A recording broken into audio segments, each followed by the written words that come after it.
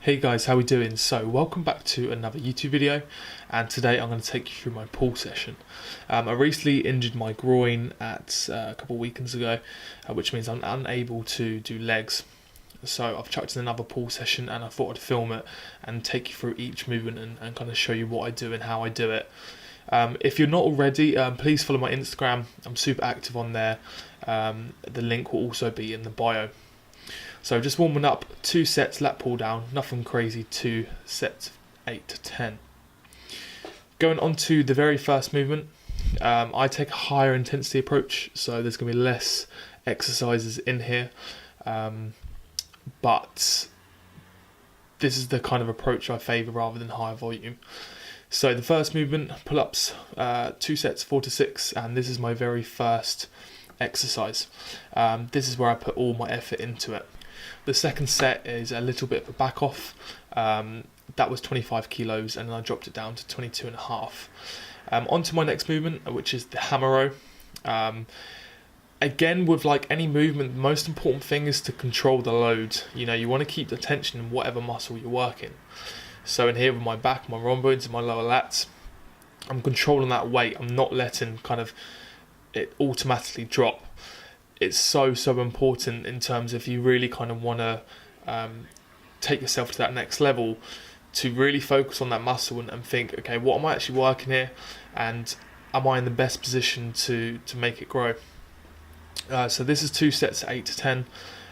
Again, I think this is my top set. This is 40 kilos each side, and then I do like a back off, which is 35 kilos each side.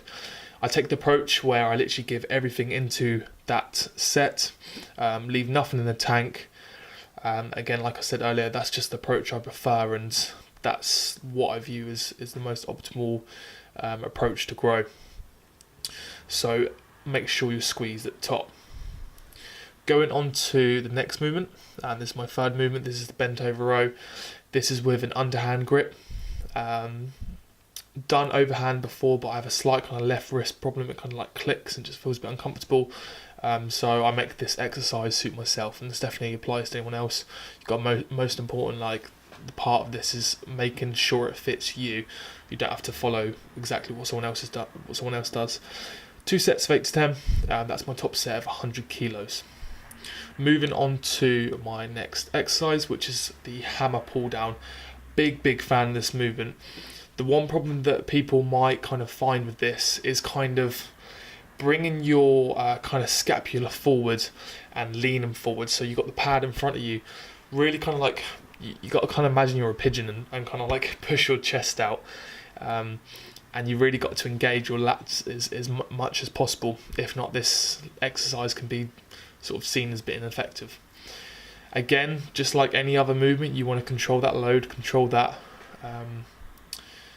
load as much as possible, and kind of just pausing slight at the top and making sure you're pulling the weight down with that particular muscle group.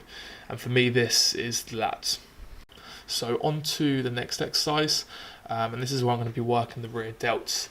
So I've done my kind of heavy work. Not saying this isn't heavy at all, but I've really kind of put everything into those last 8 sets. So 4 exercises, 8 sets. So this is where I'm going to kind of back off my last 3 exercises, but still the intensity's there. I know exactly what I'm working, I know exactly how to work it. I had a slight scapular problem from the summer. If you've been following me since then, you kind of you'd remember that I kind of did my rotator cuff. It was actually from my scapula that was a little bit imbalanced, which is pull on the rotator cuff. So this movement is sometimes a little bit difficult. I'm keeping it in there because it's not too bad in terms of pain. But again, just like any other movement, just control, squeeze, know exactly what you're working. Big fan of this movement, dumbbell preacher curl. I also like doing this on the cables with a bench, just a different variation. And it just kind of, for me, it just hits the bicep from a slightly different angle. But this, I'm a big fan on. Make sure on this one that you kind of turn your body outwards. You can't really tell on this point, but I'm not facing the dumbbell straight on. I find that your kind of shoulder is too much involved. However, if you turn out to the side a little bit, this is when you're going to really put the focus on the bicep. just like any other movement, control that weight down, slight pause.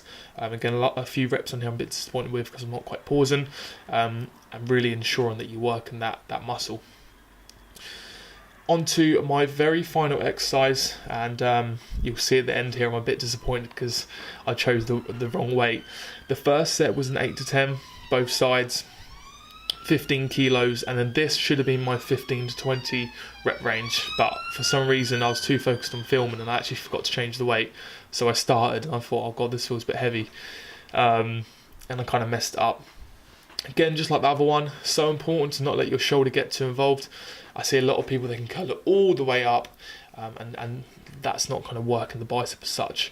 And like I said, I'm a bit confused on here. But yeah, thank you so much for watching the video, guys. Any questions, drop me a message and I will catch you in the next video.